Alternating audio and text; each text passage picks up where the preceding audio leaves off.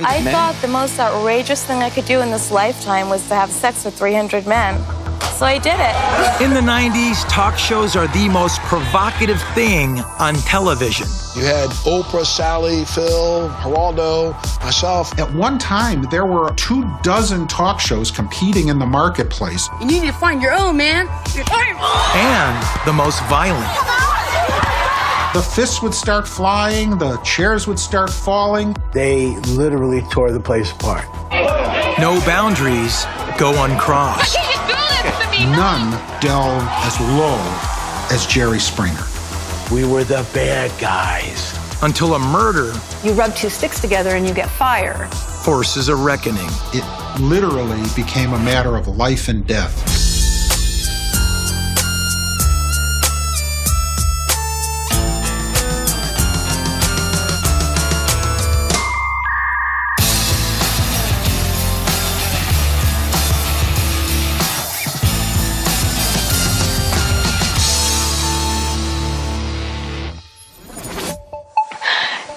It is very hard to forgive you for what you did to me, but I do forgive you.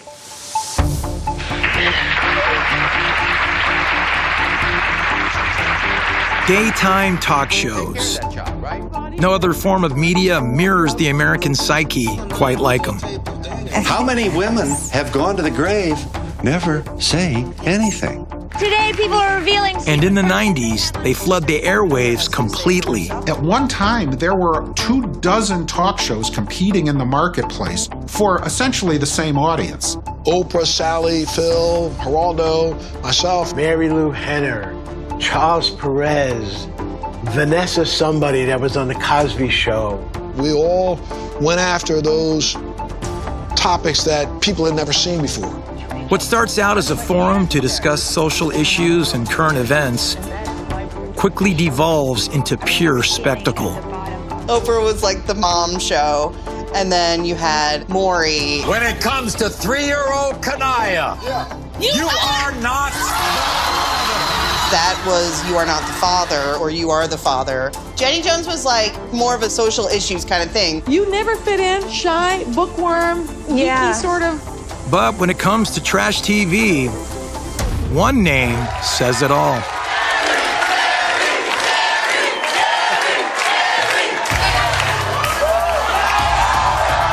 Jerry Springer was the show where everybody would fight. Obviously, she's not doing something right in the bedroom where he would be big. That was the fighting show. And that's kind of what people would tune in for, and it's definitely what people would go to tapings of the show to see. None delved as low as Jerry Springer. Here she is, Mom! He was the absolute lowest of the low. I'm Robert Feeder. I'm a journalist who's been covering the media in Chicago for more than 40 years. The irony is that there was a point at which the Jerry Springer Show was the #1 talk show in daytime television. It actually beat Oprah Winfrey at its peak. And yet, it was a talk show where there was very little talking. People didn't talk. It was about the conflict and the Jerry. I think most people were watching it and saying, who are these people? The guests, especially on a show like Jerry Springer, they want to feel like they're leaving a mark on the world. And, unless they become a serial killer or sprout two heads, how are they going to get on television? You say you've been a dog. Who have you been a dog with? Her best friend. My name is Laura Grindstaff. I'm a professor of sociology at UC Davis, and I'm the author of a book titled The Money Shot: Trash, Class, and the Making of TV Talk Shows. She also once worked on the Jerry Springer Show. I think most people who were in college in the 90s watched at least some Jerry Springer. Me and my roommates would watch Jerry Springer and just smoke terrible dirt weed all the time. My name is Katie Reif, and my first job out of college was as an associate producer on the Jerry Springer Show. I think it was the car crash quality of it, the kind of gawking at a car crash thing. You just do this to me, no! Make it interesting with the sound off. because a lot of people are just flipping through the TV. You hit the Jerry Springer Show, it's going to make them want to stop. I'm Richard Dominic, and at one time I was the executive producer of the Jerry Springer Show. Can we back up a little bit? In 1991, Dominic is first hired to be just one of Jerry Springer's half-dozen producers. When I first started on Springer in Cincinnati, I didn't know what to expect. I knew he was a newscaster, and he won Emmy Awards for being the most popular newscaster in Cincinnati. And then all of a sudden, this guy came in, and he just looked like a wreck. His hair was all messed up, and he had on a sweater that was too big, and he had sneakers on and jeans. And we started talking and making jokes, and he sat down, he lit a cigar, and I was a cigar smoker, and we just hit it off right away. What a lot of people don't remember about Jerry Springer is that Jerry Springer was the mayor of Cincinnati who literally had to step down from office because he got caught paying a prostitute with a check. He had written a check to a sex worker, and so he was traced back to that sex worker, and, so he had a bit of a scandalous past himself, even when he was a politician, and so people knew him before the Jerry Springer Show. If you just joined us, this is our first show, and we're putting together people who haven't seen each other for 35 years.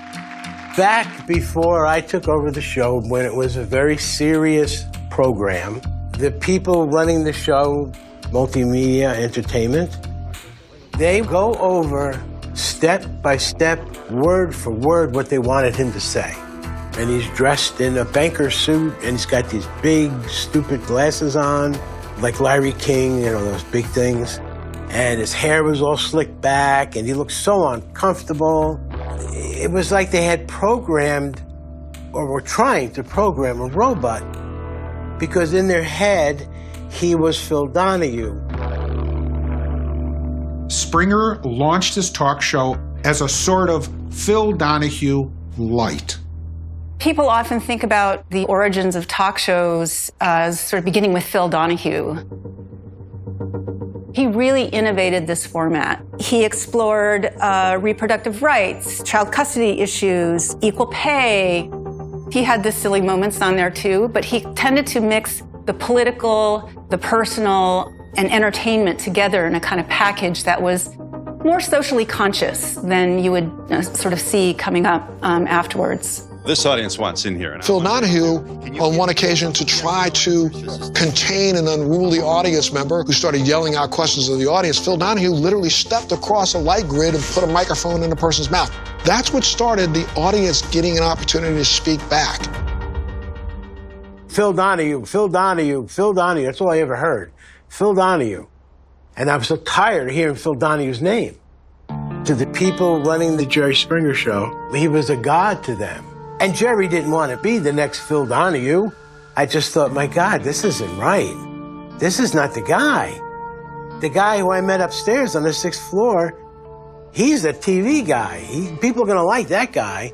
They're not going to like this guy.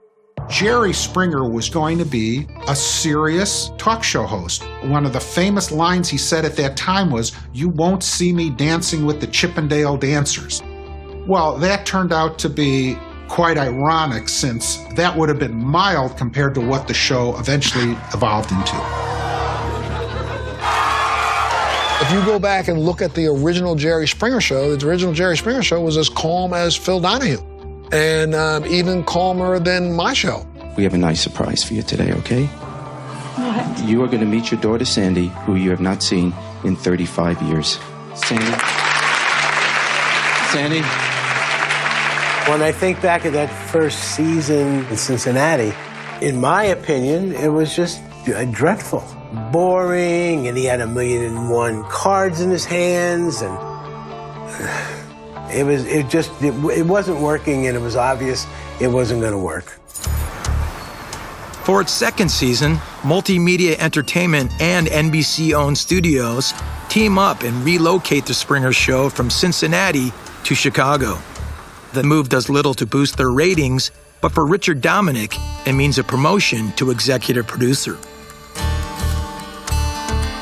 I was asked to take over the show. So I said, yeah, of course, absolutely.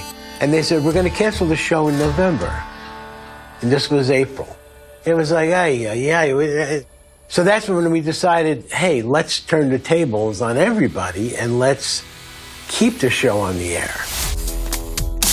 And if we could stick it to multimedia and we can make this work and we can stay on the air past November, great.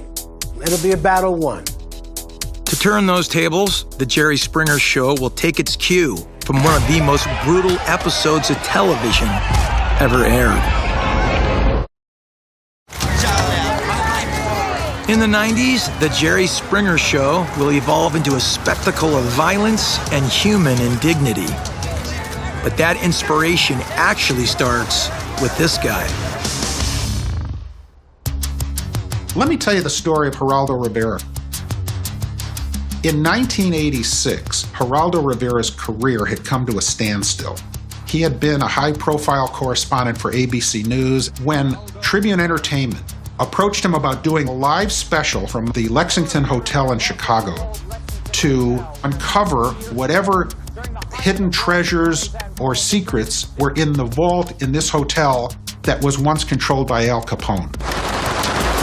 The hype was relentless. For weeks, people were talking about what's Geraldo going to find in Al Capone's vault. And at the final minutes of the special, they break through the vault walls, and what they find is absolutely nothing. All right. We'll be right back after these commercial messages. We'll see what we got here. No bodies, no treasure, no guns, no nothing. And then the ratings came out the next morning. And it turned out to have been the highest rated syndicated special in history. For an encore, Tribune Entertainment hired Geraldo Rivera to host a talk show. That Capone special proved that all sizzle and no steak could still deliver meaty ratings. But on his new talk show, Geraldo decides to see what happens when you serve up real controversy. Fast forward to when the chair incident occurred. Okay. The show featured a panel of young white supremacist youth who were sort of pitted against black activist Roy Innis. Things got very heated, and a fight erupted, a brawl erupted.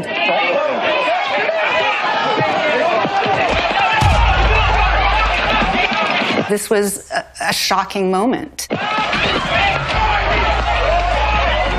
But the ratings went through the roof, and in a way it sort of set the stage for, it gave permission for other shows to kind of follow suit. Geraldo got his nose broken, and that became the new standard of outrageous television.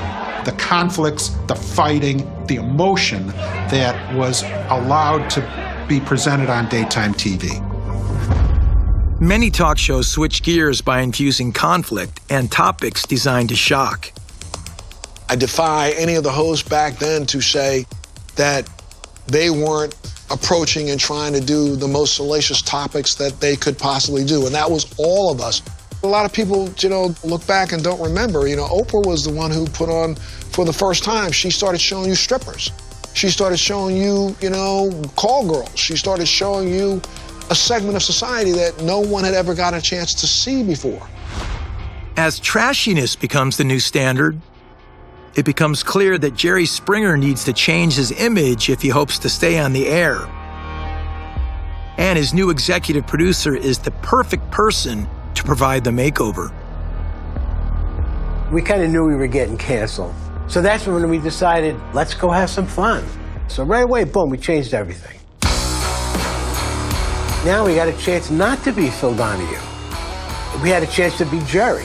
In a second, a snap of the fingers, Jerry went out there and was himself. Jerry never knew what they were going to say. Jerry went with the flow, and that's why Jerry was so good, and that's why the show worked. He got rid of everything, all that burden, those chains they had wrapped around him, gone. In 1994, the new and improved Jerry Springer Show hits the airwaves.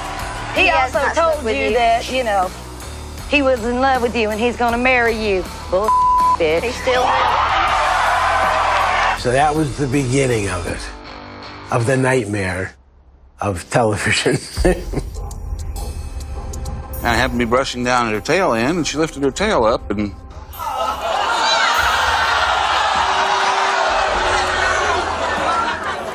there it was in all its glory. In the beginning, we did some really marvelous. I married a horse. It went out on the air 9 o'clock in the morning in New York City, and it got pulled immediately out of national syndication. And we were almost fined and closed down for a while. We did shows like that. There was virtually nothing of human depravity that could be imagined that wasn't considered appropriate for that show. I thought the most outrageous thing I could do in this lifetime was to have sex with 300 men. So I did it. The Springer Show quickly catches up to the tabloidy content that the other shows are experimenting with. I'm really a man. A man who cut off his own male organ. But the outrageous topics stop others dead in their tracks. I remember one particular show that the producer asked me to do, and I was told over and over again, look, you know, Sally just did it last week, Phil just did it last week, Oprah just did a piece about it, you need to do this. And I was like, I can't stand this topic, and I'll tell you what it was. The topic was something called infantilism, where these people used to dress up as baby. And Sally Jessy Raphael did a show where she literally put people in baby pens and put people in diapers, literally on her set. And I left fingernail marks down the hallway going into the studio because I just didn't feel right about doing this topic. And I was like, you know, I'm not doing that, period. They can come out and talk to me, but I'm not gonna have them dress up like little babies. While the theatrics repel some talk show hosts, Jerry Springer embraces it completely. We did the Siamese twins, connected to the head, and one of them's on a gurney, and it had to be more than just talking to them. Been in the presence of So one of them liked country music. So we're interested in learning. Really? Okay. How would you like to perform? walking away. I saw a side of you that I knew was there all along. And that someday. And you had this marvelous piece of television. You can draw a line from the freak shows, touring vaudeville freak shows of the 1930s, to the Jerry Springer Show. There is a direct line there. They serve the same cultural purpose, which is for the average person to tune in, look at these people, and go, well, my life's not so bad. It was Richard Dominic who brought not only a new energy to the show, but a complete lack of morality, a complete lack of any concern for whether the guests on the show were being exploited or whether the product being put out was even decent for consumption by audiences. It never gets acknowledged that people who have never been on TV before, who were never considered important enough to be on TV, had their moment, had their chance to tell their story. Does your mom know what you do? And then all of a sudden, their numbers were going up. And suddenly they realized, hey, maybe we got something here. The two big syndicators that carried us, they were excited that their numbers were going up. I don't care what we were putting on the air. They're selling advertising and making money, and they want more. The only metric that mattered to Richard Dominic was the ratings. He was willing to do anything he could to succeed. By its fourth season, the Jerry Springer Show makes a profound switch. No longer content with what critics call freak show voyeurism, physical fights begin to dominate every episode. The fists would start flying, the chairs would start falling before you even knew what was going on. Oh my God, they got Klans guys picking up chairs and throwing them into the audience. And oh, that lady got up and pulled the wig off the other lady and started beating her with the wig. And you never saw anything like that before. If anyone should be credited with what happened, it is Richard Dominic. Jerry Springer was just along for the ride. Richard Dominic is the guy who drove the car off the cliff.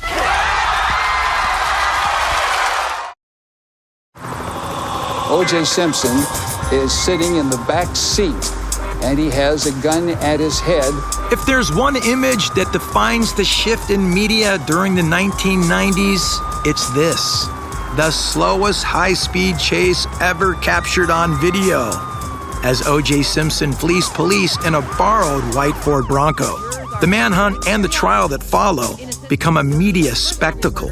The jury deserves to get the truth. And break records by pulling in a television audience of over 150 million viewers. Not only was it a media circus, it was like this tourist attraction for a while. It was really bizarre, all of the courtroom drama and the characters that emerged from the courtroom drama.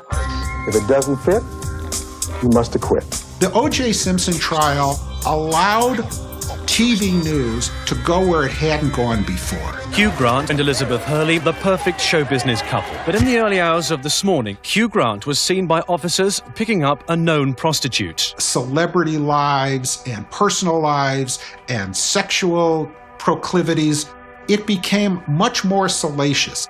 I did not have sexual relations with that woman, Miss Lewinsky. They didn't use the term reality television at that point, but that is kind of what it was, sort of like this ongoing observational reality drama. It's time to make sense of America's healthcare system. In those years, Jerry Springer said, why is it okay for the local news to do that when all I'm doing is I'm bringing people on, they're talking about the same thing. Who's got the man living with them? Me or her? What are you doing? No, don't take your boot off. Huh? But the Springer Show's penchant for turning personal issues into high-stakes drama soon takes a hard left turn to violence. Working behind the scenes, first as an intern and then as a production assistant, of course I saw plenty of fights on stage. I mean, it was, at that point, almost expected. The bouncers who were at every show always had something to do. You get people up there and they're telling the story, and one of them, somebody says something, they get mad, they get up and they whack them. Women did that a lot. You need to stay out of her life, and you need to find your own, man. You're tired. When two women got up and were angry, they literally tore the place apart. And that happened almost immediately, because when we started to deal with real people with real subjects, that real things that happen in their life, you got to expect real emotion. It was about putting violence on television. It was about the unexpected, and it was about drawing a crowd. Who doesn't stop to look at a car wreck? You rub two sticks together and you get fire. So it's quite orchestrated, but then what's always the spontaneous, sort of authentic part of it is exactly how people react. And how far do they go? None of the violence can take place without producers handpicking guests who are willing to unleash their rage on national television. It's always, oh, they put on trash people. They weren't trash people, they were good people. Oh, they put on sluts and this and dope addicts, and stop it already. We didn't, these are good, solid people who came on the show and probably had more guts than half of the people out there who criticized them at the time. Sometimes you would get people who genuinely thought that they didn't have any other option except for trying to resolve it this way. Some people were honestly just messy people who loved drama and wanted a free trip and wanted attention. They would fly in people from all over the country. They would put them up in hotels, give them a room service allowance. They would drive them by limo to the studio. And this could be the biggest day of their lives. When all the guests arrived in Chicago, you kind of get them settled in their rooms, and then you take them out to dinner. I was on the family drama team, and a big part of hanging out with the guests was you were kind of making sure that they didn't get too drunk to show up to the show the next day. They must have had a problem with that in the past, because I remember being explicitly told to make sure they don't get too drunk. And then the next day, they would come into the office and meet the producer, and the producer is the one who would get them all riled up. Tell them, you need to confront her. You need to clear the air. You need to tell everybody the truth and all this kind of stuff. And the producer is the one that would get them all ready to come out on stage. Everything that producers do from the moment they put the feelers out to find guests, finding other people to go on the show with them, everything is really geared toward getting the money shot. And by that I mean this sort of expression of raw emotion on the part of the guest. Say that we will still try to be friends, please. This could be dissolving into tears. This could be erupting in rage and disbelief when you find out your boyfriend of 7 years has been sleeping with your best friend. And that's what producers want to see. That is the goal, right, of ordinary people performing on television during this era. The money shot is that moment when a guest loses their cool.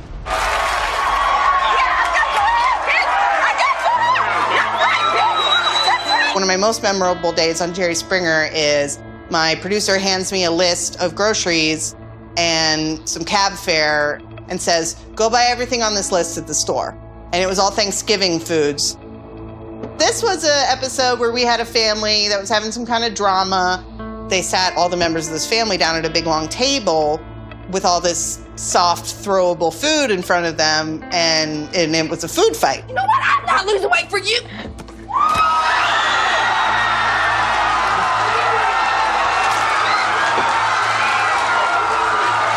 I remember one of the women in the family was just really upset. She was really upset with how this was going. It was kind of dawning on her what was really happening.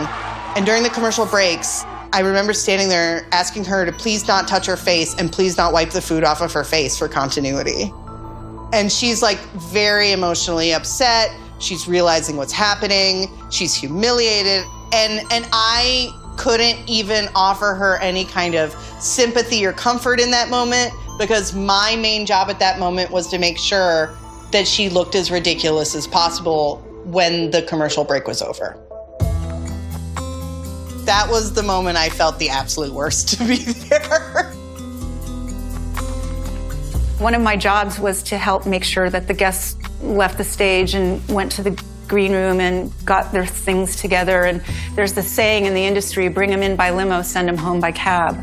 Because now that they've delivered what you need them to do, let's get them out the door.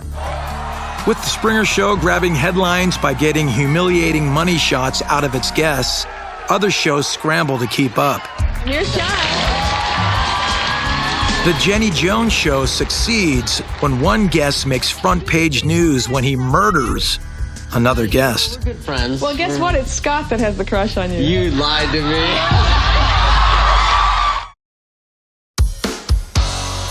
In the 90s, personal conflict becomes a staple of daytime talk, and no one hits below the belt like Springer. That is until Jenny Jones pushes one of her guests too far. Now, which of these ways would you choose to reveal your secret crush on someone? A, would you write that person a letter? B, would you tell the person in private in case he rejects you? Or C, would you tell that person that you're gay and you hope he is on national television? There was a man who was asked to come on the Jenny Jones Show, and someone was going to reveal a secret crush to him.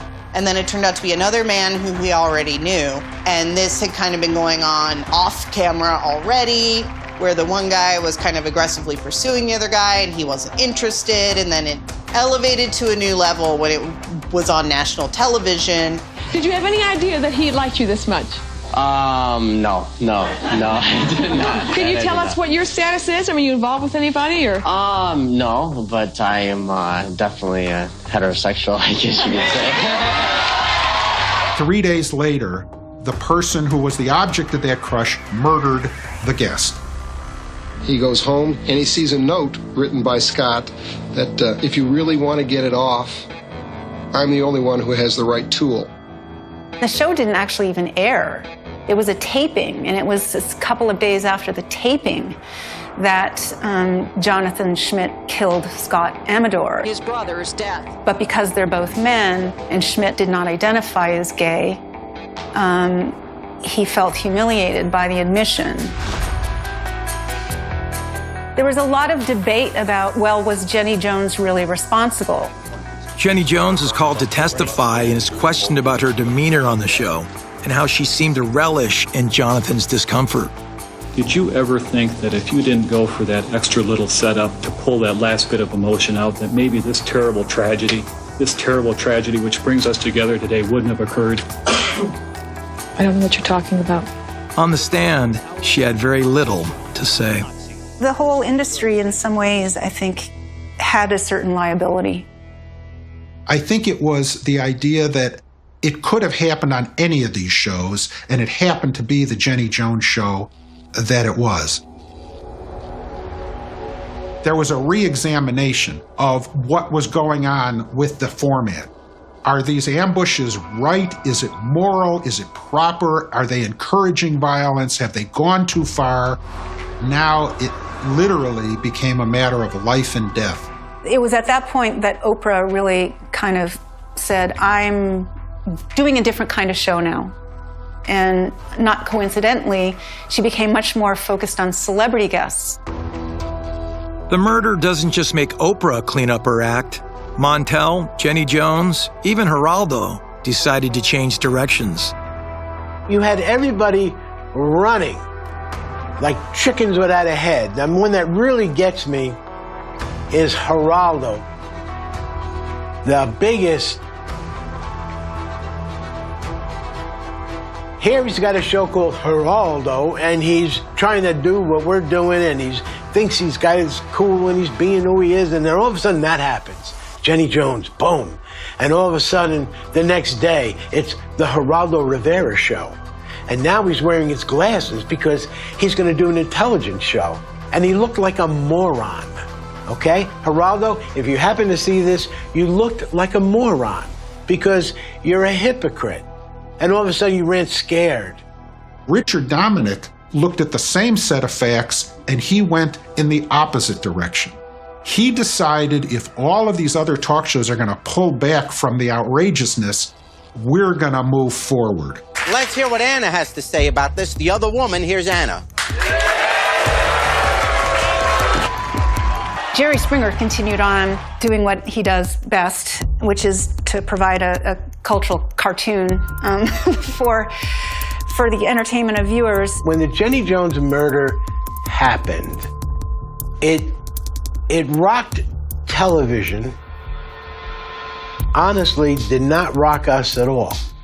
In fact, the Springer Show's ratings soar, and they claim the #2 spot in daytime television right behind Oprah. But not everyone is impressed by Jerry's success, and soon the media start pinning the Jenny Jones murder on both Springer and Richard Dominic. People turned on our show as if we did it. Before Jenny Jones was baking muffins. Now she was trying to imitate us. And then we got the blame for it. We never brought somebody on and surprised them. We didn't. We said, this is going to happen or this is going to happen, and you got to be okay with it. And if they even for a moment had to think about it, I wouldn't put them on. We're not going to allow that to happen. Blaming Springer for the Jenny Jones murder does little to change their content.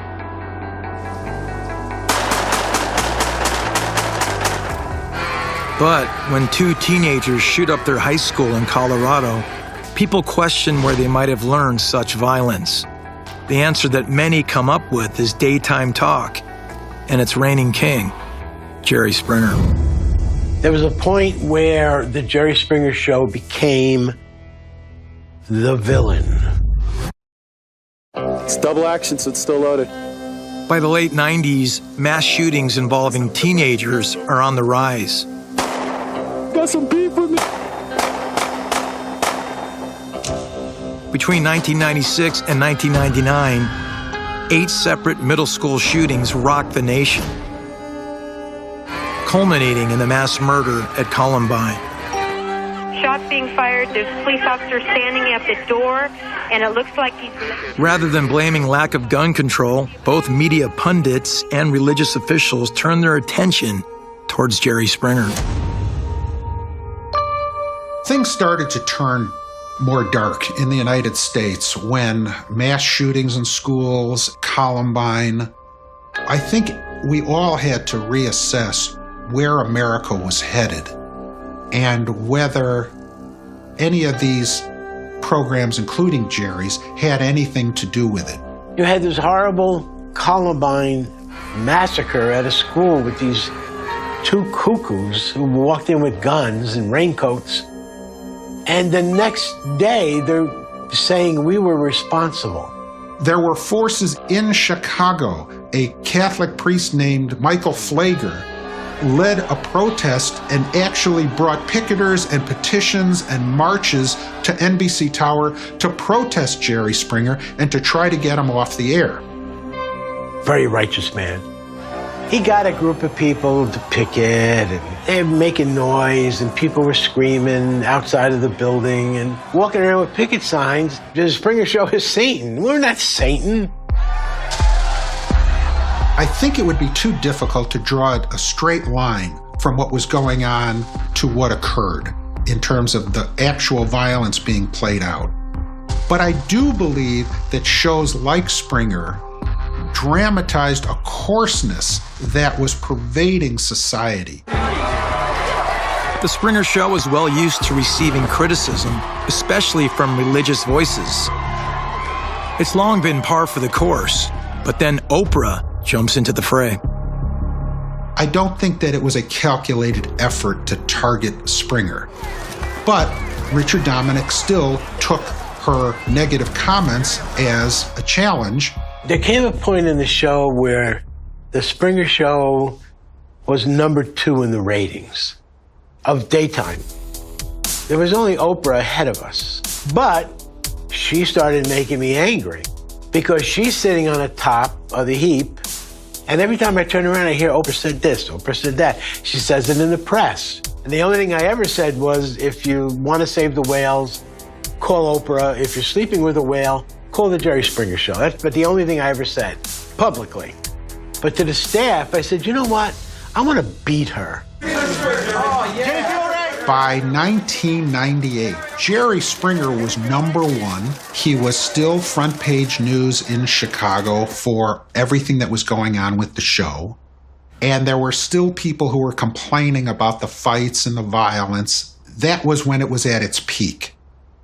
Into that comes the Chicago City Council. If it's a crime to slap your wife at Sox Park or Soldier Field, then it's a crime to slap your wife on the stage at the Springer Show. An alderman named Ed Burke decided to go after Springer on the basis of the fights that were being shown on the program. Basically, his case was there's only two possibilities. If those fights are real, then that is assault, and the Chicago police ought to be arresting those people.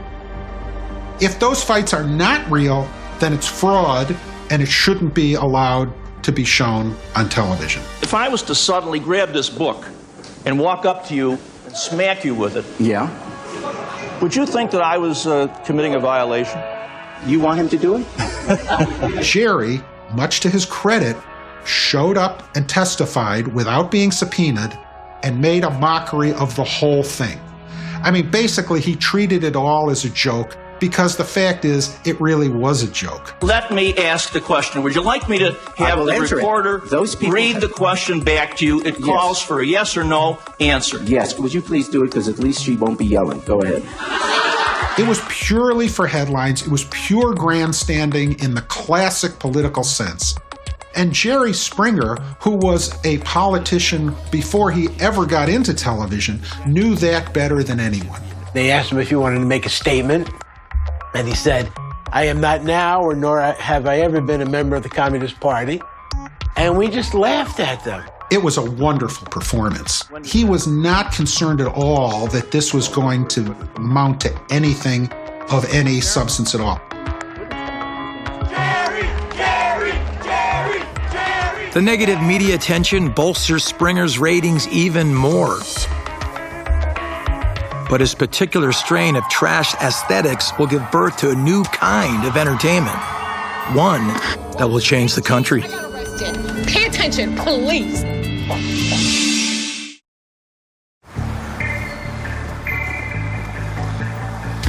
During the 90s, Jerry Springer endures criticism from almost every angle, but through it all, he survives. In fact, he thrives. To his fan base, he can do no wrong. It's hard to describe today just how big he was for the few years that he was on top. He wrote a best-selling book. He recorded a song. Even the outtakes of the show sold millions of copies. He became such a huge cultural and social phenomenon that it far exceeded the show. But as the decade comes to an end, talk shows like Springer's start to see their ratings decline. I think it just had its heyday. I mean, you can't sustain for more than a decade that kind of programming unless you have more innovation. How many times can I watch somebody rip off a wig and hit the gal?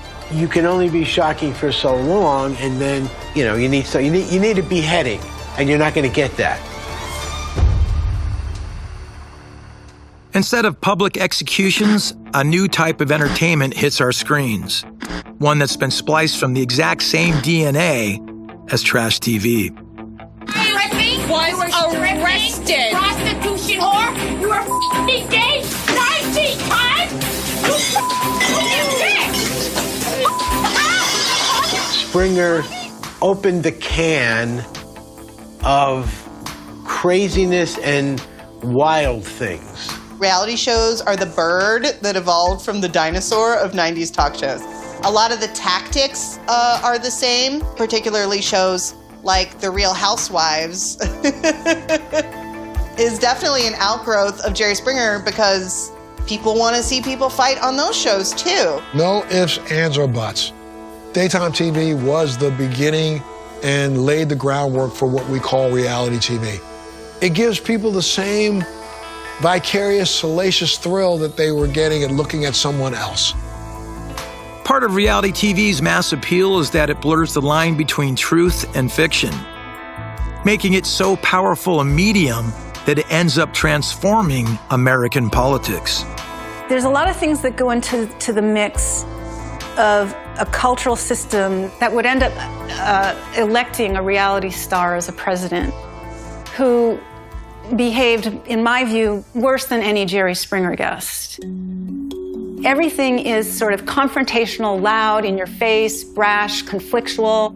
Reality television might have given him a platform for that. If you took what we did in the 1990s and showed it today in its entirety, the cancel culture people's heads would explode. It's not going to work because Jerry was in the 90s and that's when it shocked everybody. We have to say this about Jerry. For all his faults, he was the first to admit that he was doing a stupid talk show and that there was no more significance to it than that. Somebody said, were you ever offended by any of the guests on the show? By something they did? And the answer was no. When the man said, I married a horse, I said, I'd love to see a picture of the bride.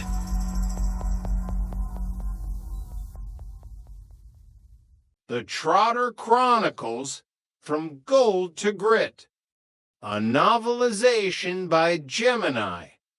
Prologue, The Man in the Sharp Suit. The air in the office was thick with the scent of expensive mahogany and the faint, clinical aroma of high-end air purifiers. Justin, a man whose skin looked like it had been buffed by a professional at a Swiss spa, leaned back in his leather chair. He adjusted his glasses, looking at the two men sitting across from him. One of them, Derek Delboy Trotter, was a man who looked like he belonged in a very different kind of office one, with a calendar of a local garage on the wall and the lingering smell of cigar smoke and hopeful desperation. Del was dressed in what he considered his business best, a suit that shimmered just a bit too much under the fluorescent lights, and enough gold jewelry to make a pirate blush. Next to him sat Rodney, younger, leaner, and perpetually looking like he had just realized he'd left the oven on at home. Rodney was sweating, not the confident sweat of an athlete, but the cold, clammy moisture of a man who knew his brother was about to say something that would embarrass them both for the next century. "I've got all the basic details about your business career," Justin began, his voice smooth and devoid of any Peckham grit. "But what I'd like to do is to get an insight into the real you, how you started, how you became so successful, but more importantly, your lives and your raison d'etre." Del Boy's eyes lit up. He didn't know what a raison d'etre was, but it sounded French, and in Del's world, French meant class. "Oh, no," Del whispered to Rodney, "Laboratory Garney." Rodney closed his eyes and prayed for the floor to open. "It's not Laboratory Garney, Del," he hissed. "He's asking for our reason for being." "Exactly what I said.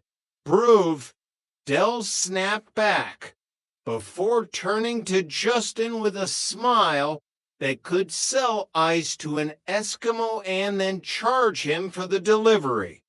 "Well, Justin, where shall I start? Up to a few years ago, we were just very ordinary people living, well, very ordinary lives, weren't we, Rodney?" And so the story began. A story of a watch found in a garage, a fortune made in an instant, and a fall so spectacular it made the Hindenburg look like a minor fender bender. Chapter 1: The Caribbean Dream. The sun over Barbados didn't just shine, it announced itself. It turned the turquoise water into a sheet of diamonds and the white sand into something so bright it hurt to look at without designer sunglasses, which, of course, the Trotters were wearing. Only a few months prior, the Trotters had been living in a council flat in Peckham, wondering if the hooky VCers they were selling would last through the first reel of Rambo. Then came the watch, an 18th century Harrison marine chronometer hidden in their garage for decades. It had sold at Sotheby's for £6.5 million. In an instant, Derek Trotter, the man who once sold one-legged turkeys at Christmas, was a multimillionaire. "Look at this, Rodney," Del had said, leaning over the balcony of their private villa. He was holding a glass of something blue with a miniature umbrella in it.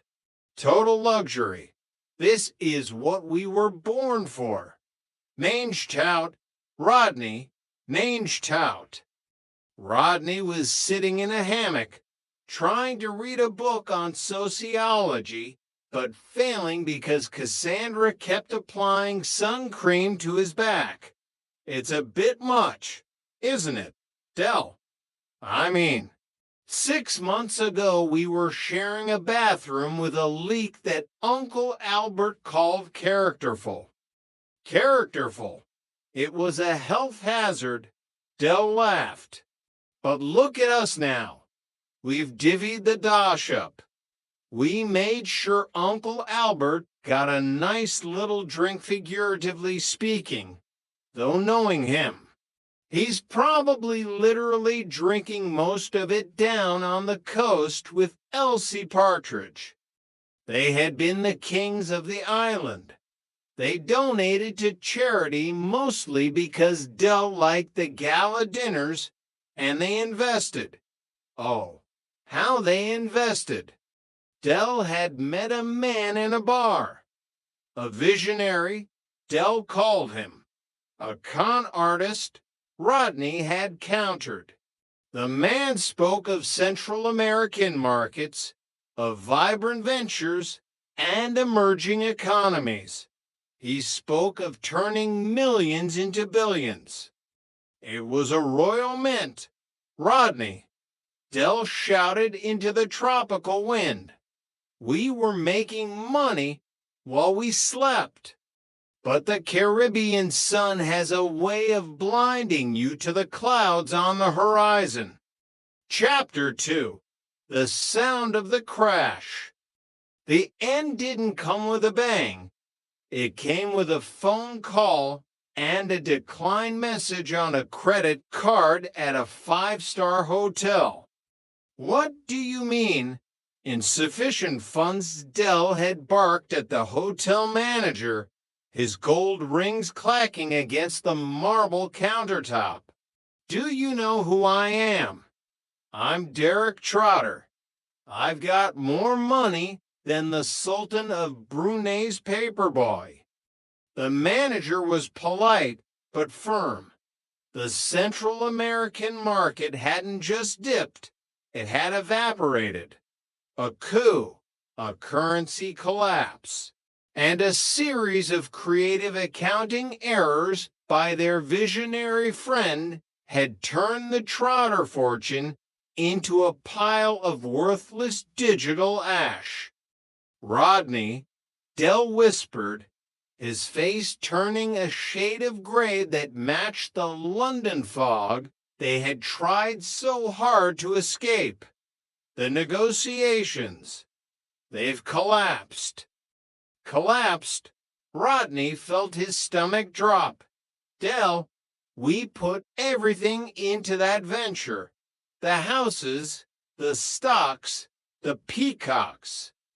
I know, Dell said, his bravado finally cracking. We've even paid for this hotel on a credit card. A credit card which has now been withdrawn.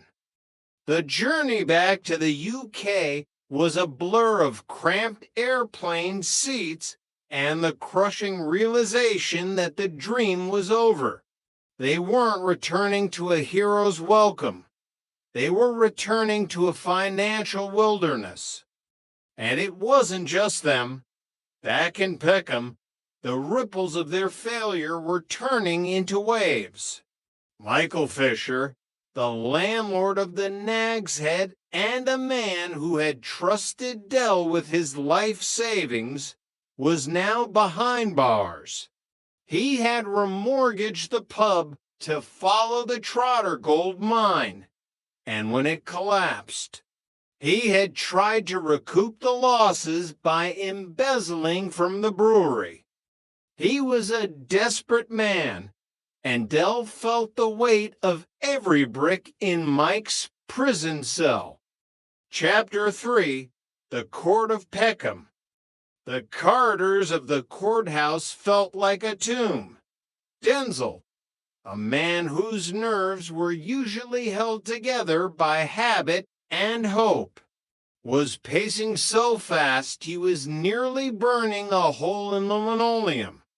Denzel, sit down, Albert's voice echoed. Denzel stopped and looked at the group gathered. There was Trigger, looking as vacant as a Sunday morning in a library. There was Boyke, looking smug despite the circumstances. And there was Sid, the cafe owner, who looked like he'd rather be anywhere else. I can't, Albert. Denzel groaned. I've never been a character witness before. I'm worried. I think Dole's made a terrible mistake. Having us for here, it's like inviting the Manson family to dinner. Don't be so dramatic, Trigger said, staring at a fly on the wall. I'm going to tell them I hear voices. Trigger, you're not the one on trial, Denzel hissed. I know, Trigger replied simply, but I still hear voices. Inside the courtroom, the atmosphere was even grimmer. The Inland Revenue was a beast that didn't care about mange tout or lovely jubbly. They wanted their pound of flesh, and they wanted it in sterling. Dell and Rodney stood before the judge. The properties were gone. The cars were gone. The peacocks had probably been repossessed by a very confused bailiff. Are there any mitigating circumstances?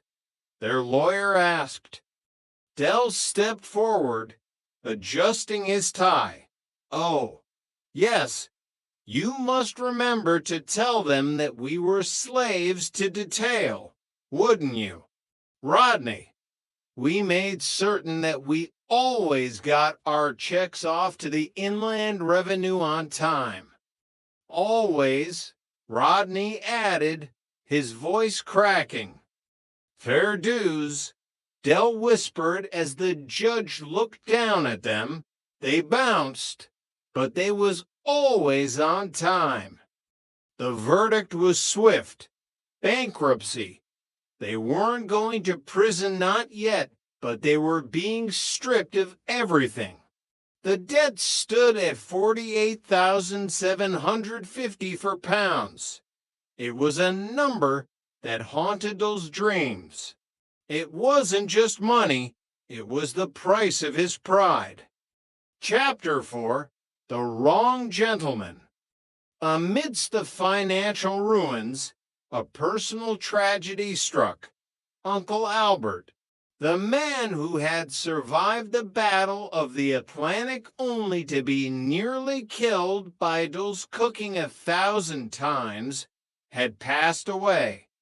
The funeral was a somber affair, or it should have been. The Trotters arrived at the cemetery, faces long and hearts heavy.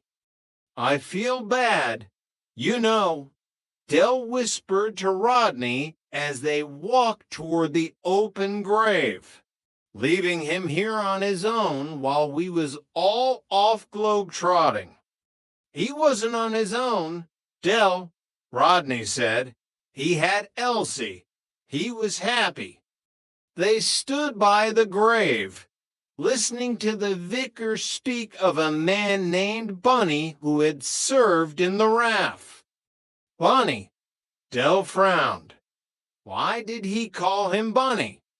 Well, that's what they called him in the RAF, didn't they? A stranger next to them whispered, because his surname was Warren. Dell froze. He looked at the headstone. He looked at the grieving widow, who was definitely not Elsie Partridge. He looked at the photo of the deceased man who looked remarkably like Albert, but was missing the signature during the war beard. Rodney, Dell hissed, his eyes wide. Is that a Spitfire on the coffin? Yeah, Rodney whispered back. We're at the wrong funeral. They retreated with the quiet dignity of two men who had just realized they were mourning a complete stranger. It was the perfect metaphor for their lives, showing up with good intentions, only to realize they were in the wrong place, at the wrong time, with the wrong dead relative. Chapter 5, New Management. Back at Nelson Mandela House, the flat felt smaller than it used to. The wallpaper was peeling, and the ghost of their millionaire lifestyle lingered in the form of a single, half-empty bottle of expensive cognac. "The firm's been liquidated," Rodney said, staring at the kitchen table. "Trotter's Independent Traders is no more. It's Caput." "No, no, no," Dell said, his mind racing. "The firm can go on trading. It's just that I've been disqualified from running it. That doesn't mean to say I can't work for it." He looked at Rodney, really looked at him. "We need a new managing director," Dell mused. "Someone young, someone enthusiastic, someone full of ideas." Rodney looked around the room. "Who? The window cleaner?" "No, Rodney, you." Rodney's jaw dropped. "Me? Dell, I can't run a company. I can't even run a bath without getting a headache." "Legally, there is nothing to stop you," Dell insisted. "You're clean. No bankruptcy, no disqualification. You'd be the boss. Rodney Trotter, managing director." And so the power dynamic shifted. Within days, the local paper carried a small advertisement: "Trotter's Independent Traders, now under new management. Managing Director, Rodney Trotter." Rodney took to the role with a terrifying level of seriousness. He started wearing a tie at breakfast. He spoke about executive stress and logistical paradigms. He even tried to listen to Mozart to unwind. Mozart's Symphony No. 38 in D major, Rodney explained to Trigger one evening in the flat. "I find it helps me ease my executive stress." Trigger nodded slowly. "Ain't there no words to this, Dave?" "No, Trigger, it's instrumental." Dell watched his brother with a mix of pride and annoyance. He was back in the game, even if he was technically just the staff. But the debt to the taxman still loomed. They needed a big score. They needed a miracle. And then the phone rang. Chapter 6, The Gold Rush. The studio lights were blinding. Jonathan Ross, a man who seemed to be made of charisma and expensive hair products, smiled at the camera. "Welcome to Gold Rush," he announced, "the fastest game show on TV. This is the show where you can win anything from £1 to 100,000 pounds. In the contestant's seat sat Derek Trotter. He had lied about his hobbies, claiming to love 16th century Italian Renaissance art instead of seeing what fell off the back of a lorry. And he had navigated the early rounds with the cunning of a street fox. He reached the final stages. The tension was thick enough to cut with a knockoff Swiss Army knife.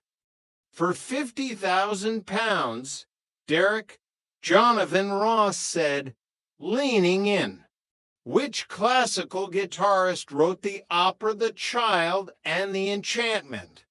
Was it Ravel, Segovia, or Rodrigo?" Dell felt the sweat prickling under his shimmery suit. He knew this, or he thought he knew it, but his brain was a jumble of French phrases and Peckham market prices. "I'm going to have to use me old SOS, aren't I?" Dell said, his voice trembling. "I'll call my brother, Rodney." Back at the flat, Rodney and Cassandra were dressed in their fantasy therapy outfits, Rodney, as a gladiator and Cassandra as a police officer. It was supposed to be a quiet night of memory baggage unloading. The phone screamed. "Hello," Rodney snapped, assuming it was their annoying neighbor, Mickey Pierce. "Piss off, Mickey, you're getting on my tits now." "Rodney, it's Jonathan Ross." The silence that followed was deafening. Rodney realized he had just told one of the most famous men in Britain to piss off. "Rodney, we need your help," Jonathan said, hurried. "Derek is on 25,000. Going for 50. Which classical guitarist wrote the opera The Child and The Enchantment? Was it Ravel, Segovia, or Rodrigo?" Rodney didn't hesitate. He had to GC's. He had been listening to Mozart for a week. He was an executive. "Ravel," Rodney said with absolute certainty. 100%. "Del, it's Ravel." Del turned back to the camera, his chest puffed out. "I'll go with that. Jonathan, it's Ravel." Jonathan Ross looked at him with a face full of pity. "Derek, that was the wrong answer. It was Rodrigo." The world seemed to stop spinning. Del's face went through every shade of red known to man. He had lost it all. Again. On national television. Chapter 7, The Phoenix of Peckham. The silence in the flat that night was heavy. Del sat on the sofa, still wearing his game show suit, staring at the floor. Raquel was in the kitchen, and Rodney was hiding in his room, probably trying to find a way to dismantle his gladiator armor without making a sound. The phone rang. "If that's Mickey Pierce," Del growled, picking it up, "I'm going to murder him." "Hello, is this Derek Trotter?" A voice asked. It sounded professional. "This is the producer of Gold Rush." Del rolled his eyes. "Oh, give it a rest, Mickey. I can hear the jukebox in the Nag's Head from here." "No, Mr. Trotter. This is serious. We've made a mistake. Our researchers checked the facts. Ravel did write the music for The Child and The Enchantment. Even though he's a composer and not primarily a guitarist, the question was flawed." Del sat up straight. "A mistake? You mean I was right?" "You were right. We're offering you the 50,000 pounds, or the chance to come back and play for the 100,000. Del looked at the room. He looked at Rodney, who had peeked his head out of the bedroom door. He looked at Raquel, who was standing in the doorway with hope in her eyes. "Give all the money to charity," Del shouted into the phone, his old bravado returning in a rush of adrenaline. "And if you phone here once again, I'm going to come down there and kick your arse into shredded duck. Goodbye." He slammed the phone down.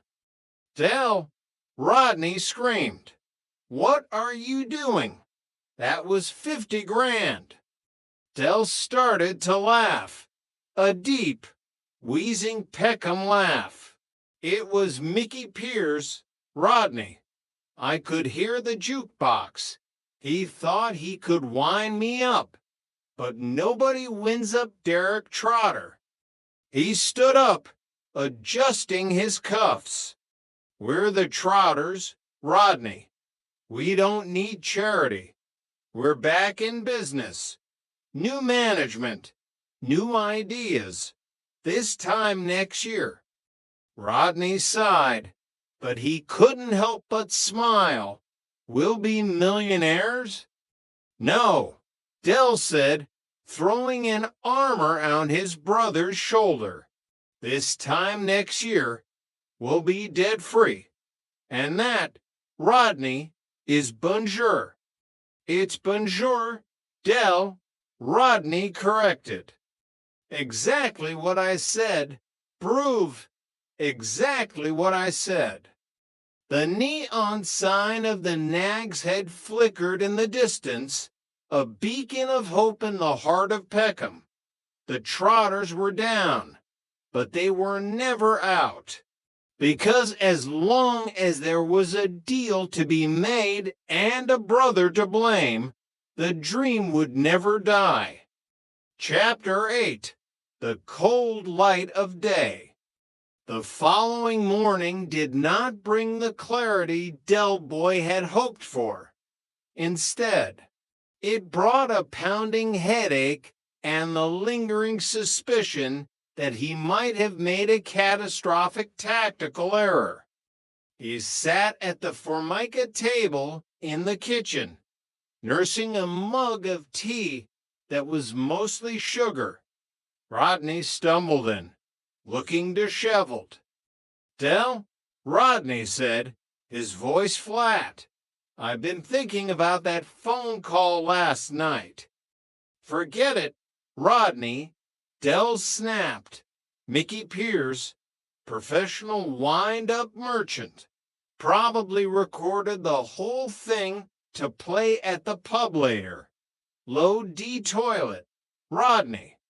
Water under the bridge. Del, I went to the pub this morning to get some milk because the fridge is on the blink again. And Mickey Pierce was there. He looked as miserable as a rainy Tuesday in Margate. Apparently, his latest business venture selling laser-cut toast just failed. He didn't even have enough credit on his phone to make a prank call. Del froze, his mug halfway to his lips. What? And there's more. Sid showed me the morning paper. There's a small headline on page 12. Game show blunder. BBC apologizes to Peckham contestant over classical music gaffe. The silence in the kitchen was heavy. You could hear the distant rumble of the 171 bus and the slow, rhythmic dripping of the leaky tap. So, Del whispered, his voice barely audible. It wasn't Nicky. It was the producer. Del, you told the BBC to give £50,000 to charity in the name of the Trotters. Del Boy put his mug down. He stared at the wall, at the framed picture of their mother. Well, he said, his voice suddenly bright and brittle. At least we'll get a plaque or a mention in the newsletter. It's tax deductible, ain't it? We don't pay tax. Del, we're bankrupt, Rodney shouted. Details, Rodney, details. Del stood up, pacing the small kitchen. This is just a temporary setback. A minor hiccup in the grand tapestry of Trotter fortunes. We're under new management. Remember, Managing Director Rodney Trotter. What's our first move, boss? Rodney looked at the pile of unpaid bills on the counter. Our first move is to find something to sell. Something that doesn't involve the Sultan of Brunei or the BBC. Chapter 9, The Electronic Revolution. Rodney's first official act as managing director was to meet with Monkey Harris. Monkey was a man who lived up to his name short, agile, and always looking for a way to climb a bit higher on the social ladder. He met Rodney in the back of a van parked behind the Nag's Head. "I've got a consignment." "Rodney," Monkey whispered, opening a cardboard box. "Electronic personal organizers. Top of the range. They tell the time, store 500 names, and have a built-in calculator. They're selling like crazy in the West End." Rodney picked one up. It was a sleek, black plastic device that looked like something from a low-budget sci-fi movie. "How much?" "For you. A tenner apiece. I've got 200 of them." Rodney calculated. 200 at 10 pounds was 2,000. If they sold them for 30, that was for 1,000 pounds profit. It wasn't 50,000, but it was a start. "I'll take them," Rodney said, trying to sound executive. "But I'll need to pay in installments. Cash flow. You understand?" Monkey nodded. "I understand. Cash flow is the soul of business. I'll drop them off at Nelson Mandela House tonight." When Rodney returned to the flat, he found Del Boy trying to fix the washing machine with a bent coat hanger.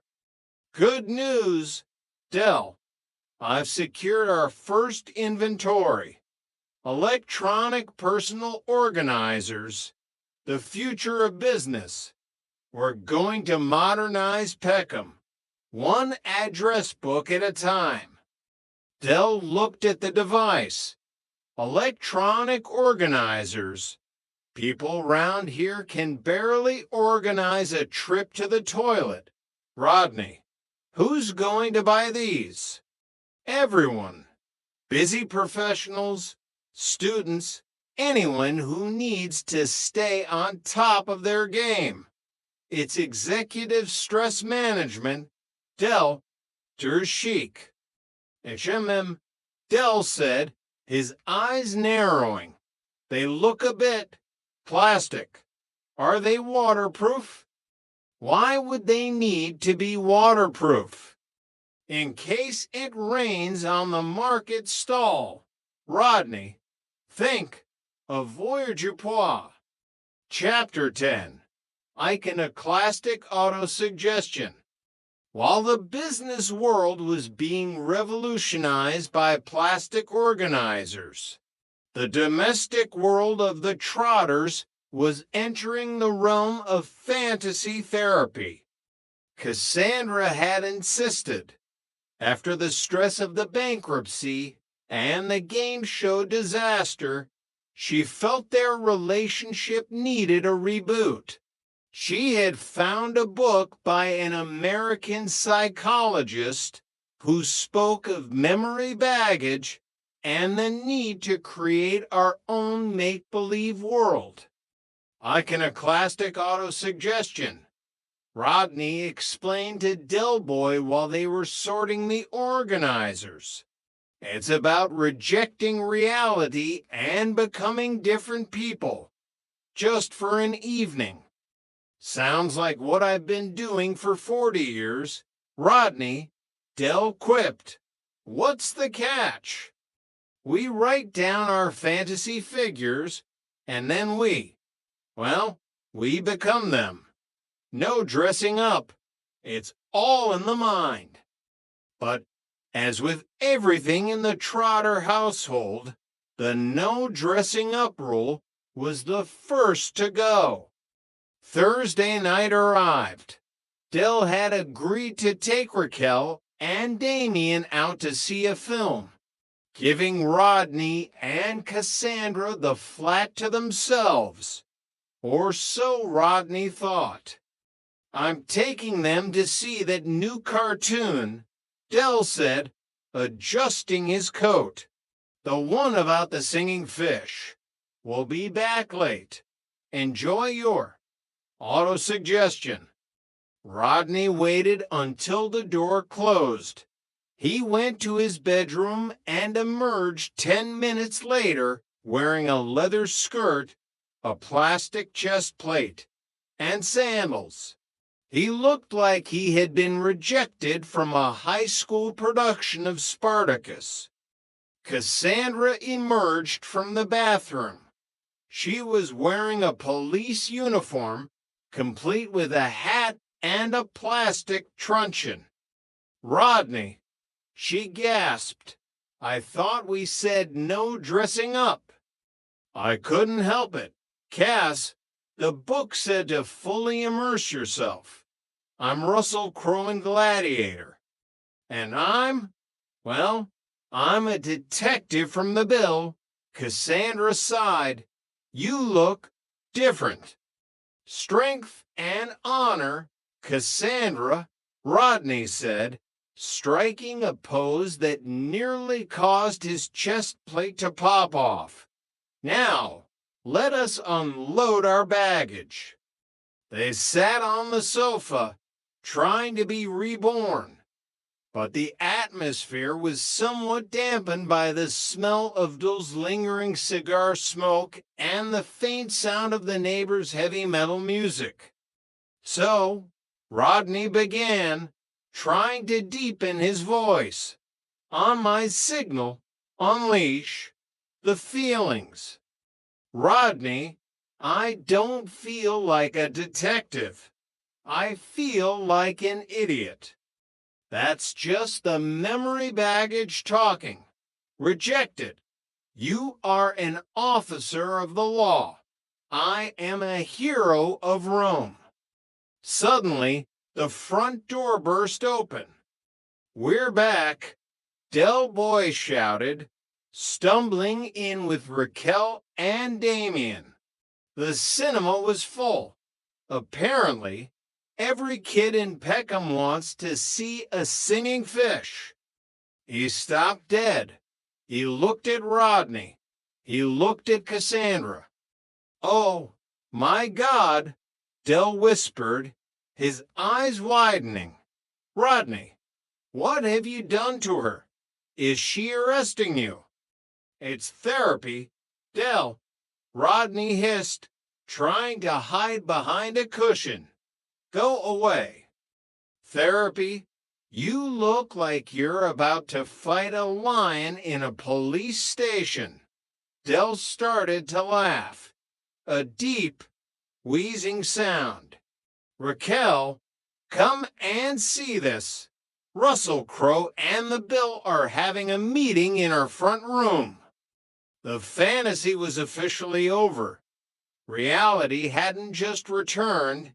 It had kicked the door down and started laughing at them. Chapter 11, The Sultan's Shadow. A few days later, the executive stress was reaching a fever pitch.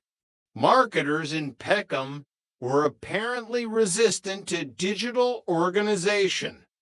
Rodney was sitting at the kitchen table, Mozart playing softly in the background, when the phone rang.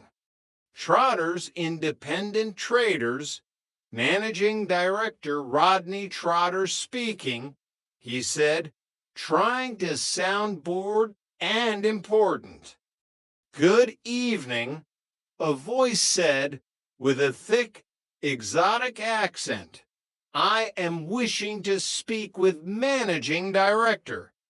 Rodney's eyes narrowed. This is he. Who is calling? My name is Asif Hazen. I am representative of Sultan of Brunei. Rodney rolled his eyes. He looked at Delboy, who was pretending to read the paper but was clearly listening. The Sultan of Brunei, Rodney repeated loudly. Well, how can I be of assistance, sir? His Highness has seen your advertisement in the newspaper. He is very impressed with your party planning and consultancy. Is he now? Rodney smirked. And what does His Highness want? Does he want me to fly out and organize a palace warming? Exactly. He wants you to fly to Brunei. All expenses paid. He has bought a crappy old three-wheeled van, and he wants to know where to start it on cold mornings. Rodney's smirk vanished. He slammed the phone down. Shove it, Mickey, he yelled at the dead line. Just shove it. What happened? Del asked, looking up. Dave's just had a big row with the Sultan of Brunei.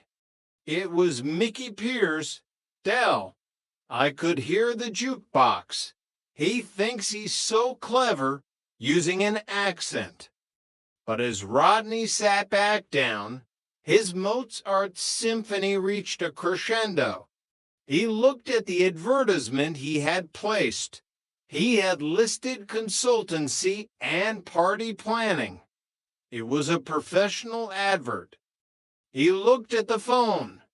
For a fleeting second, he wondered, what if the Sultan of Brunei really did have an old van? What if he really did need a consultant from Peckham? Del, Rodney whispered, do you think? Don't worry, Rodney, Del said, patting him on the shoulder. The world's full of surprises. Look at Nicky Piercy's only just learned to read. They sat in the quiet flat to brothers bound by blood, bankruptcy, and a never-ending cycle of nearly and almost. They were back where they started, in Nelson Mandela House, with a mountain of debt and a box of plastic organizers. But as the neon sign of the Nags had flickered outside, Del Boy looked at his brother. This time next year, Rodney, he said, the old spark returning to his eyes. This time next year, we'll have sold all them organizers. We'll be back on top. Mange tout, Rodney, mange tout. And in the heart of Peckham, that was enough. Chapter 12, The Ghost of Mickey Pierce. The weight of the charity call hung over the flat like a thick London fog that refused to lift. Del Boy tried to carry himself with his usual swagger, but every time he passed a television, he felt a phantom pain in his wallet. 50,000 pounds gone with a single, ego-driven outburst. I could have bought a new van. Rodney, Del whispered, staring into his lukewarm tea. A yellow one, with leather seats, and a heater that actually works. You gave it away, Del, Rodney said, not looking up from his latest business management book. You wanted to look like a big man. Well, congratulations. You're the biggest man in the soup kitchen. Rodney was trying to embrace his role as managing director, but the reality of the market stall was far from the corporate boardrooms he envisioned. The electronic organizers were currently sitting in the hallway, taking up space and gathering dust. We need a marketing strategy, Del, Rodney announced, standing up. We can't just stand on a street corner and shout. We need to target the high-end demographic of Peckham. Del snorted. The high-end demographic of Peckham is anyone who's still got all their own teeth. Rodney, just get M down to the market. I'll do the patter. No, I'm the MD. I'll do the patter. You can be the logistics coordinator. The what? Rodney, I've been selling since you were in nappies. I could sell a no-entry sign to a getaway driver. But Rodney was insistent. He wanted to prove he was more than just a bone marrow donor in a cheap suit. He spent the evening practicing his executive voice, much to Raquel's amusement and Dul's irritation. The next morning, the market was bustling. Rodney stood behind the stall, looking stiff and uncomfortable in a trench coat he thought looked professional. Del stood to the side, arms folded, waiting for the inevitable. "Step right up, ladies and gentlemen," Rodney shouted, his voice cracking slightly. "Experience the future of personal management. The Trotter 3000 electronic organizer. Stores 500 names. Calculates, tells the time in Tokyo."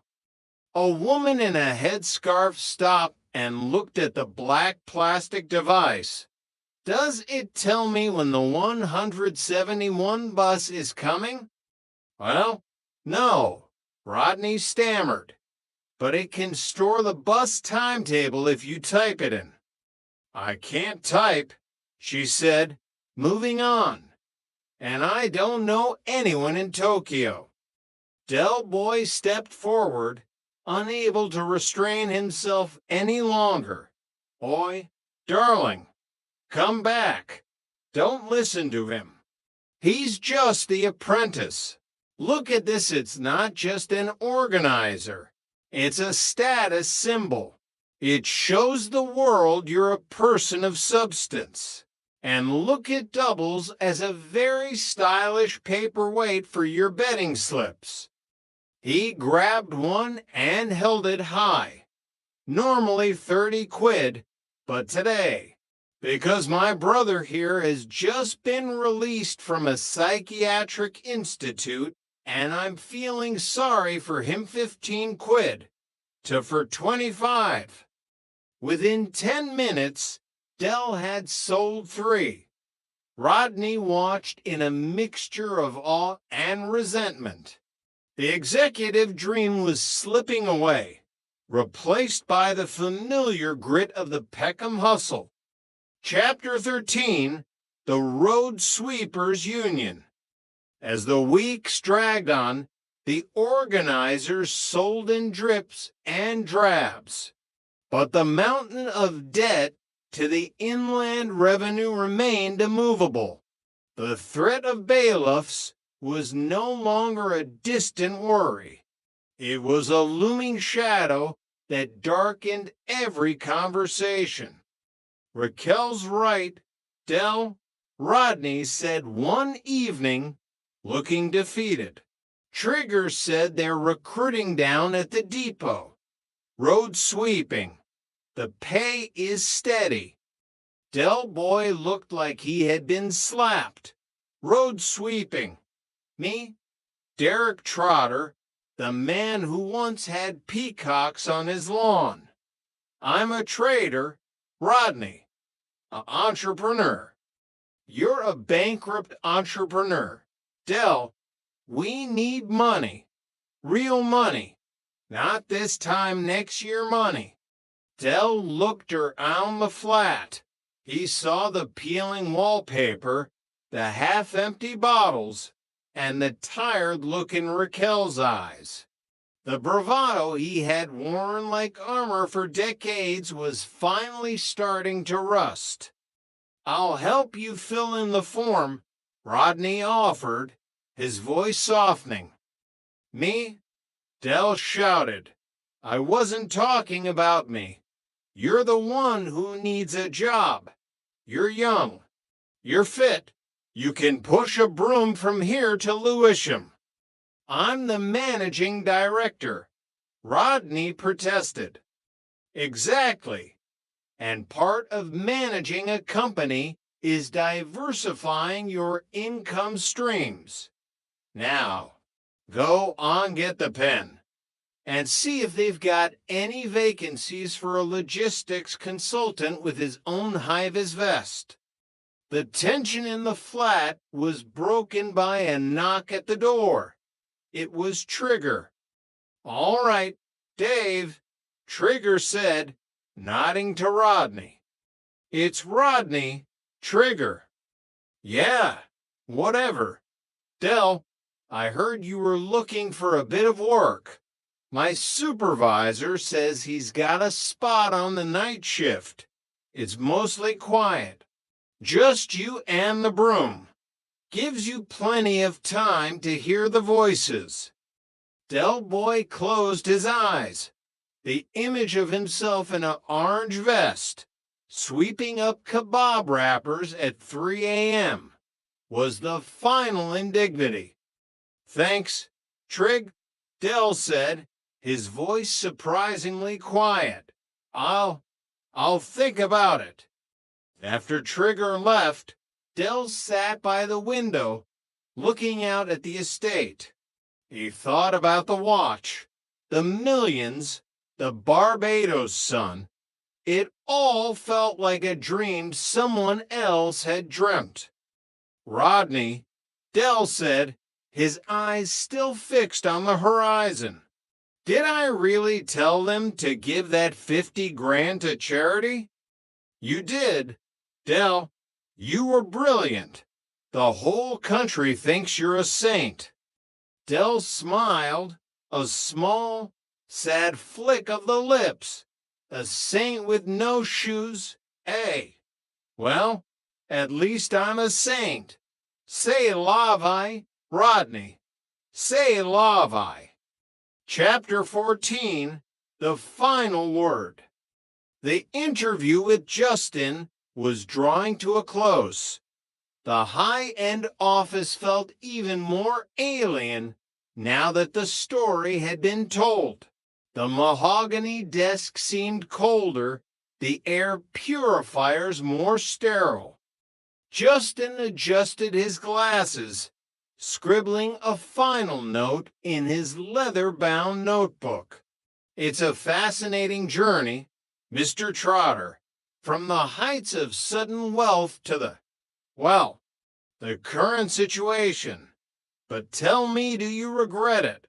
The watch, the investment, the charity call. Del Boy leaned forward. The gold on his fingers caught the light. He looked at Rodney, then back at Justin. Regret it, Del said, his voice regaining its familiar resonance. Justin, my son, life is like a market stall. Sometimes you're selling silk, and sometimes you're selling scrap. But the point is, you're always in the game. Rodney shifted in his seat, looking at his brother with a mix of exasperation and pride. We had the world in our hands for a minute, Del continued. And yeah, we dropped it, but we're trotters. We're like those little rubber balls you get in the 50p machines. The harder you hit us against the pavement, the higher we bounce. He stood up, smoothing his shimmering suit. I've got a warehouse full of electronic organizers that are going to revolutionize the world of personal management. I've got a managing director who's got more ideas than a patent office. And I've got a family that, well, they're the only thing that's actually worth $6.5 million. Justin stood up, offering his hand. Thank you, Derek. It's been an insight. I'll be in touch. As they walked out of the office and into the cool London air, Rodney turned to Del. So, What now, MD? Del Boy looked at the yellow Capri parked at the curb. It was old, it was battered, but it was theirs. Now, Rodney, Del said, his eyes sparkling with a new scheme. Now we go to the Nag's Head. I think I know a bloke who's looking for 200 slightly water-damaged electronic organizers. He's a Lap's laptop salesman. And I think he's a fan of Ravel. Rodney sighed, shaking his head. You never learn, do you? Learn?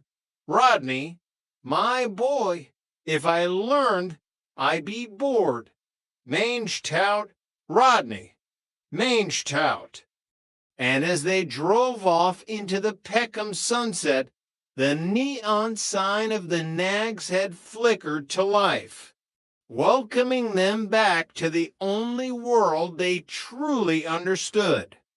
Chapter 15, The Nag's Head Debrief.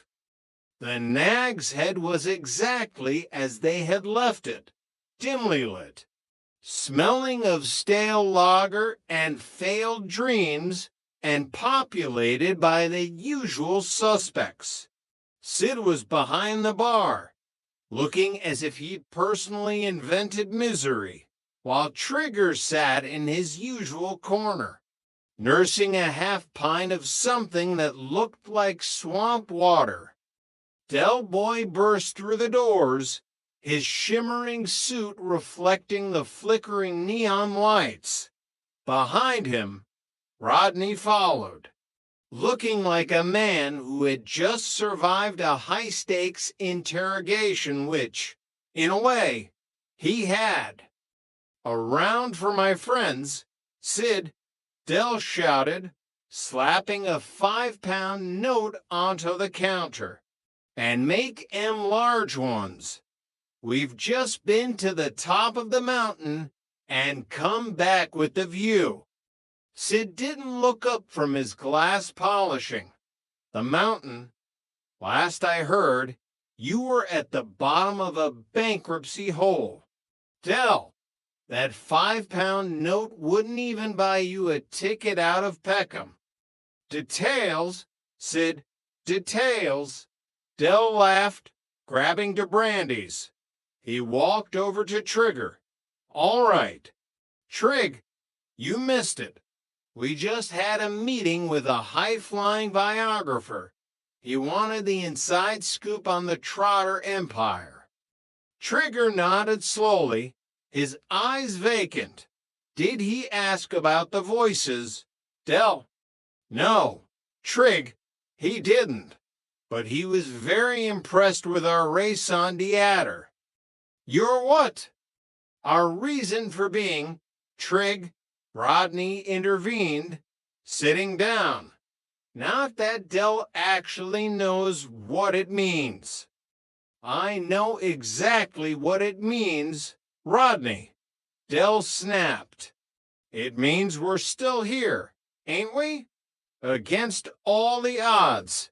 The taxman, the game shows, the Sultan of Brunei, they've all tried to knock us down. But we're like a pair of bad pennies.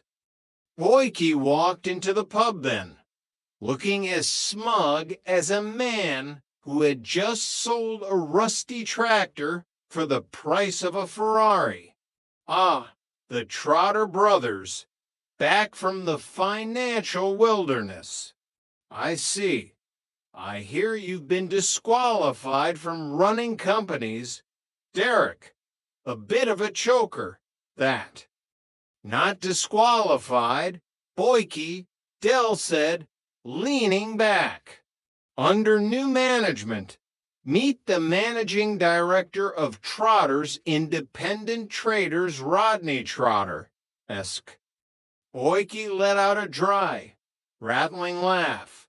Rodney, running a company, I've seen more business acumen in a damp sponge. What's the first item on the agenda, Rodney? A national shortage of lanky idiots? Rodney went red. Actually, Boyke. We've just secured a major consignment of high-end electronic personal organizers. We're modernizing the Peckham retail sector. Electronic organizers. Boyke sneered. My dog has better organization than anyone in this pub. Who's going to buy them? People with ambition. Boyke, Dell said, his eyes narrowing. People like you. Tell you what, since we're old mates, I'll let you have a dozen for a special insider price. Think of the prestige. I'll think of the bankruptcy court. Derek, Boyke said, turning away. Enjoy your empire. Chapter 16, The Executive Lunch. Monday morning arrived with the relentless grayness of a Peckham winter. Rodney, now fully committed to his role as managing director, decided it was time to establish a new corporate culture. This involved an executive lunch with Cassandra at the local Italian restaurant his. Expense account was currently a handful of loose change and a half-punched loyalty card for the kebab shop. It's about prestige. Cassandra, Rodney explained as they sat at a table with a checked cloth that hadn't been washed since the 70s. A managing director needs to be seen in the right places. It builds confidence. Cassandra looked at her menu, then at Rodney's trench coat. Rodney, we're in a cafe that calls spaghetti Italian noodles, and you're bankrupt. Maybe confidence isn't what we should be building right now. Maybe we should be building a savings account. We will, once the organizers start moving. Dell says he's found a niche market. The niche market being people who don't realize they're being ripped off. Rodney sighed. You have no faith. Cass, this is the new Trotter era. No more hooky gear. No more midnight runs. We're going legit. Suddenly, the door burst open and Del Boy walked in, looking frantic. He was carrying a cardboard box that was leaking a mysterious, dark fluid. Rodney, thank God I found you. Del panted, sliding into the booth next to them. The organizers, we've got a problem. What problem? Rodney's executive comm shattered. The warehouse. Well, when I say warehouse, I mean the shed behind the Nag's Head. It had a bit of a leak, and the waterproof boxes. Well, they weren't. Rodney looked at the box. The dark fluid was soaking into the tablecloth. Del, are they ruined? Not ruined. Just seasoned. I've spoken to a bloke who says if we leave them in a warm oven for 20 minutes, they'll be as good as new. But we need a warm oven, and ours is currently being used by Raquel to dry the laundry. Cassandra put her head in her hands. The new legit era. It lasted exactly 45 minutes. It's a minor setback, Del insisted, grabbing a breadstick. I've already started the remarketing, the Trotter 3000. Now with added humidity sensors, it's a feature. Rodney, people pay extra for features. Chapter 17, The Skip of Destiny. While Rodney was dealing with the damp organizers, Del Boy was on the hunt for a new opportunity. This usually involved driving the yellow Capri around the back streets of Peckham, looking for skips that looked promising. You never know what people throw away. Raquel, Del said as he poked her on a large metal container outside a derelict office building. One man's rubbish is another man's. Well, another man's profit margin. He pulled out a tangled mess of copper wire and a dusty, ornate frame that looked like it belonged in a haunted house. Look at this. It's a genuine Victorian. Something, probably priceless. Del, it's a broken picture frame with dry rot, Raquel said, staying in the van, and it's covered in pigeon droppings. Character, Raquel. It's called patina. People in the West End pay thousands for patina. I'll get Rodney to research it. He's the MD now. He needs to earn his keep. Back at the flat, Rodney was staring at the copper wire. Del, this isn't an opportunity. This is theft from a demolition site. It's recycling. Rodney, we're being green. We're saving the planet while we save the family firm. Now, look at this frame. What does it say to you? Rodney looked at the crumbling wood. It says tetanus, Del. No, it says heritage. I want you to go down to the library and find out if any famous painters lived in this area. If we can link this frame to, say, Constable or Turner, well, bonjour, Rodney. We're back in the millions. Del, Constable painted Haywains in Suffolk, not tower blocks in Peckham. Maybe he had a holiday home here. Just look it up. And while you're at it, see if you can find out how much scrap copper is going for. I've got a feeling our luck is about to change. Chapter 18, Trigger's Wisdom. Late that night, Del found himself back at the Nag's Head. Rodney had gone home to argue with Cassandra about the ethics of scrap metal, and Raquel was busy with Damien. Del needed a sympathetic ear, and as usual, Trigger was the only one available. Trig, Del said, staring into his brandy. Do you think I'm a failure? I mean, look at me. Bankrupt. Sweeping roads mentally. If not literally yet. Managing director of a company that's currently storing damp address books in a kitchen oven. Trigger blinked slowly. I don't think you're a failure. Del, you've got a nice suit. It's polyester, Trig. It sparkles because of the static. I like the sparkles, Trigger said. But you know what I think? I think life is like a broom. You can have the same broom for 20 years. You just have to change the head and the handle every now and then.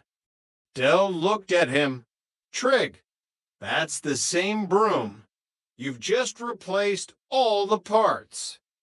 Exactly, Trigger said, looking satisfied. And that's you. Del, you've replaced your houses, your cars, your money, but you're still the same broom. You just keep sweeping. Del let out a long, shaky breath. You know, Trig, for a man who hears voices. You make a lot of sense sometimes. I am the broom, and Peckham is my warehouse. Do you want to know what the voices said today, Del? Not really, Trig. They said ravel, just the one word, over and over again. Del stiffened. Ravel. Why ravel? I don't know. Trigger said, finishing his drink. Maybe they like his shoes. Del sat in the silence of the pub, the word ravel echoing in his mind. Was it a sign, a curse, or just the ghost of a 50,000-pound mistake that would haunt him for the rest of his life? Chapter 19, The Organizer Meltdown. The oven drying experiment was, perhaps unsurprisingly, a catastrophe. Rodney had left the Trotter 3000s in the oven for exactly 20 minutes, as Del had instructed. What Del hadn't mentioned was that the oven shouldn't be set to max. When Rodney opened the oven door, a cloud of acrid, black smoke billowed out, filling the flat. "My organizers," Rodney screamed, waving a tea towel. "They're melting. Del, they're literally melting together." Del Boy ran into the kitchen, coughing. Oh, bloody hell. It's a modern art installation. Quick, Rodney, get a photo. We can sell it as a commentary on the digital age. It's not art, Del. It's 2,000 pounds of debt turning into a plastic pancake. The smell was unbearable. Raquel came in, holding her nose. What in God's name is going on? The neighbors are calling the fire brigade. It's a technical glitch, Raquel, Del shouted. A minor manufacturing defect, Rodney. Stop crying and get the spatulas. We might be able to save a few of the calculators. They spent the next 3 hours scraping melted plastic off the oven racks, out of the 200 organizers. Only 3 survived, and even those only worked if you held them at a 45-degree angle and shouted at them in Japanese. Well, Del said, looking at the small pile of charred plastic, at least we've still got the scrap copper. The scrap copper that you found in a skip, Rodney whispered, his voice broken. The copper that's currently sitting in the hallway smelling like dead pigeons? It's a start, Rodney. An entrepreneur always starts small. We'll go down the yard tomorrow. We'll get a few quid. We'll buy a lottery ticket. And before you know it, don't say it, Del, Rodney groaned. Just don't say it. Chapter 20, The Midnight Sweep. The final indignity arrived at 2:30 a.m. on a Tuesday. Del Boy, dressed in a high-visibility vest that was several sizes too large, stood on a deserted street corner in Peckham. In his hand was a heavy, industrial broom. Trigger was next to him, looking perfectly at home. It's a good shift, this one. Del, not many people around to bother you. Just the wind and the wrappers. Del looked down at his broom. He thought about the silk shirts, the gold-leafed villas, and the sound of the Sotheby's gavel. He thought about the millions he had held in his hand, and the way it had slipped through his fingers like sand. Trig, Del said, his voice barely a whisper. How did I end up here? You walked, Del, from the flat. It's only 10 minutes. Del smiled. He started to sweep. The rhythmic sound of the bristles against the pavement was strangely soothing. He swept up a discarded lottery ticket, a crushed beer can, and a crumpled newspaper. You know what, Trig, Del said, his spirits beginning to rise. This isn't so bad. It's honest work, and it gives me time to think, to plan, to strategize. Strategize what, Del? The next big one, Trig. I've been thinking about those singing fish. If we can find a supplier who makes 'em with a built-in organizer. Well, mange tout, Trig, mange tout. Trigger nodded. I like fish. And there, in the quiet streets of Peckham, under the flickering orange glow of the streetlights, Derek Trotter began his comeback. He wasn't a millionaire anymore. He was a bankrupt road sweeper with a melted plastic dream and a skipful of copper wire. But as the first light of dawn began to touch the top of Nelson Mandela House, Del Boy looked at the horizon and winked. Because the Trotters were back. And this time, they meant business. Chapter 21, The Efficiency of the Broom. Morning brought a new kind of fatigue, the kind that settles into your marrow and stays there.